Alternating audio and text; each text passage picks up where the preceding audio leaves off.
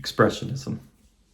Okay, this is a little bit easier topic than sexuality, which we just had in our last lecture. Well, expressionism is really a theory that art transmits emotion and emotional feeling to a viewer. So when someone is interested in expressionism, they're interested in that realm of emotion and feeling, and that very human realm. And how do we put that into this world? I like to show this image here, and I picked this image because you can see that the rest of the world has really disappeared.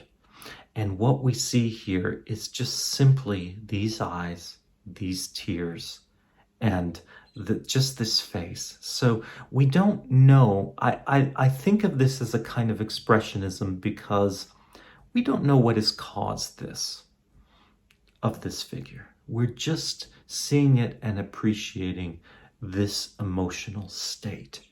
And the emotion in and of itself for its own sake, rather than a context of why, what has caused this to happen with this character in this piece. Yeah. Now, Expressionism grew out of the 18th and the 19th century Romanticism, which really stressed that emotion and feeling. So as the world became more industrialized, we moved into a romantic era that really took us into this world of feeling. Even when we see things like this Frederick Edwin Church, this Twilight in the Wilderness, we see this as a kind of expressionism because that sky has lots of feeling in it. Yeah, so you sometimes will find these vast paintings with nature showing all of its kind of expression.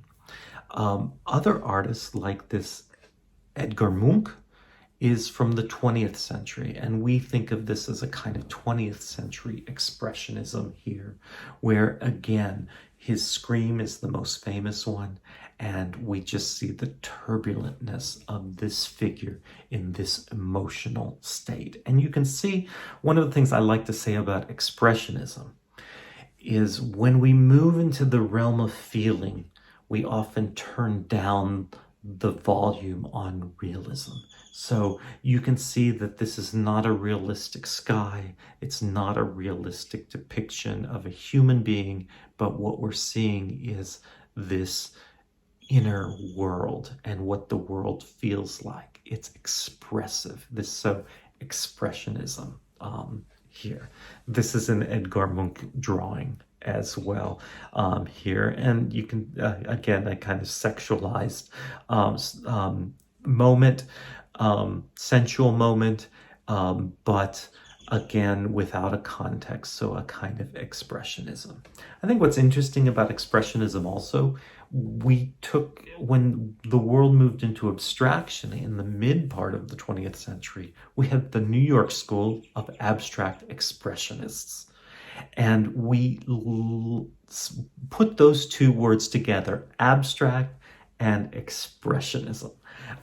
So again, with abstraction, they were showing feeling in that work. And so often I'll even talk about a formalist painting as having feeling to it because we think that there's an emotional expression there as well.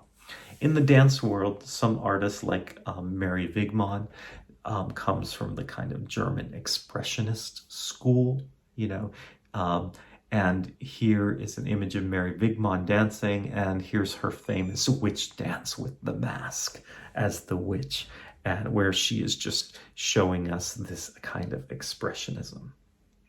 Martha Graham also, I think, has a very expressionistic view in the world of art. And sometimes when Martha even talked about her dances, her female characters, the famous ones, she would say, what I wanted to do was show them at that moment of decision, where they were in this moment of she wanted to amplify that moment. I often think of that as like amplifying the expressive world. She puts it under a microscope and shows us just that moment. Yeah. So, anyways, I think this is Night Journey, her Jocasta, at the moment she realizes that she has married her son Oedipus. Yeah, and I think after this moment she hangs herself. Expressionism really leads us to determine what the artist emotionally means by the work. Yeah.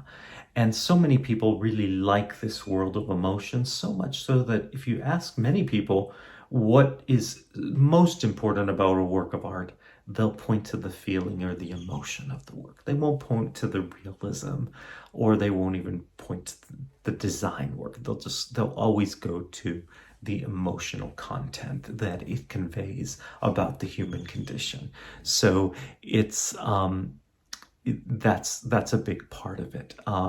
And there were lots of art movements that we sort of coin with that, like Romanticism, Impressionism, German Expressionism, Abstract Expressionism. That all there's times where the world of art has really focused on this attribute of emotion. The biggest thing it wants is that you feel, and you see that moment. We see that in a dance work. I think so many dances are about amplifying an emotional state. Here's a group of dancers that feel this state of love or betrayal or being lost, or so whatever the emotion is.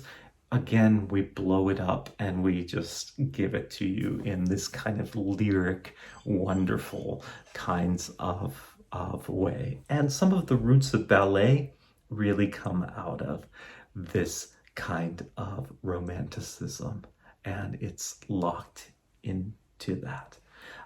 Here are some just theater sets that I consider to be kind of expressionistic. That they're not painting the most realistic world that we've seen before. What they're doing is they're showing us a less rigid world of the less rigid world, and a more fantastical view of the world, of what it feels like if we look at the world through an emotion rather than look at it through a realistic representation. Yeah. And if we compare this image here to an image like this, we see a great difference.